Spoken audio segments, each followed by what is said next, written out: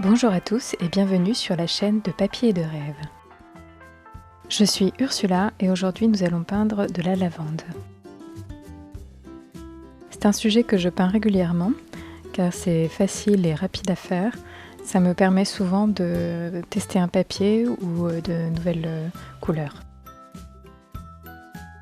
Pour cette peinture, j'aime commencer avec mon papier à l'envers. Comme ça je joue un peu plus avec la gravité et je laisse l'eau et les pigments couler librement. Je commence par appliquer un premier lavis de vert en mélangeant du jaune et du bleu outre-mer. Je fais quelques mélanges dans ma palette, mais j'aime aussi mélanger les couleurs directement sur le papier. Cela permet d'avoir un effet plus naturel et plus de variation dans les verts. Avant que cette couche ne sèche totalement, j'ajoute quelques touches de violet pour signifier les fleurs. La couleur va se diffuser tout doucement dans le vert et se fondre pour un effet flouté. Pour cette aquarelle, j'ai aussi décidé de n'utiliser que trois couleurs, les trois couleurs primaires, du jaune, du magenta et du bleu outre-mer. Et ce bleu outre-mer, de par sa granulation, va m'apporter énormément de texture, le plus simplement du monde. Une fois cette première couche sèche, j'ajoute les premiers détails des fleurs. Je peins quelques petits ronds pour signifier mes fleurs. Et ensuite, je viens les flouter avec un pinceau rincé. C'est une aquarelle qui ne demande pas trop de détails et qui est donc facile à faire, même pour un débutant. Une fois les bords floutés, je peux rajouter un peu de couleur, soit un peu de bleu, soit un peu de magenta, pour redensifier les couleurs.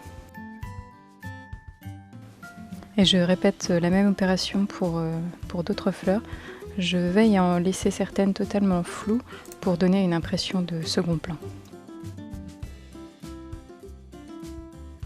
Et c'est en plus très amusant de voir les couleurs se fondre dans l'eau et faire des dégradés sans qu'on ait rien à faire.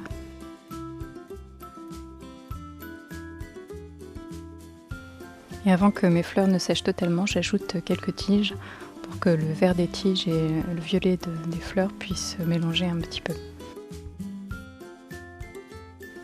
Pour peindre les tiges et le feuillage, je tiens mon pinceau très loin de la pointe et je donne des coups de pinceau du bas vers le haut car c'est un mouvement plus naturel et ça permettra d'avoir une pointe un peu plus fine.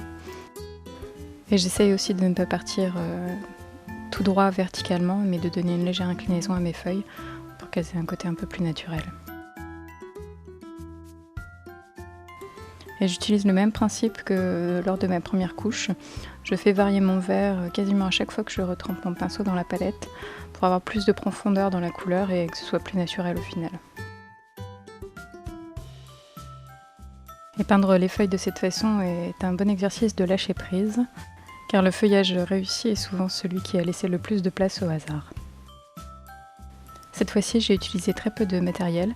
Mon pinceau Escoda Versatile numéro 8, comme d'habitude. Du magenta de chez Schmincke. Vous pouvez pas le voir, mais le bleu tout à droite, c'est du bleu outre-mer. Et du jaune. Et le papier utilisé est un papier Canson Héritage en 300 grammes, grain fin. J'ai laissé sécher cette deuxième couche et je rajoute encore une couche de densité pour mes fleurs.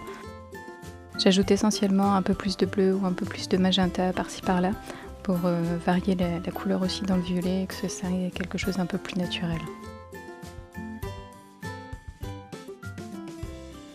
Et comme on est dans la dernière couche de détail, je ne floute quasiment pas avec un pinceau propre.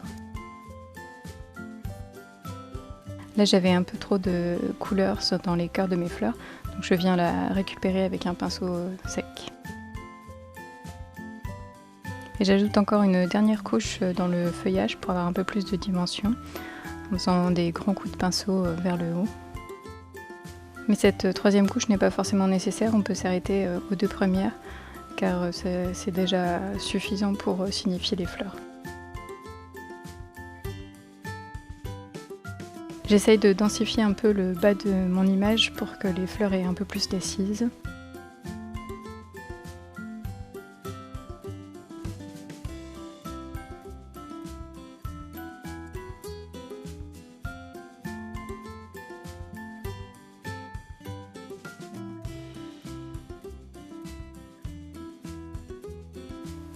J'ajoute encore quelques détails dans le feuillage et quelques projections, et puis voilà, c'est terminé.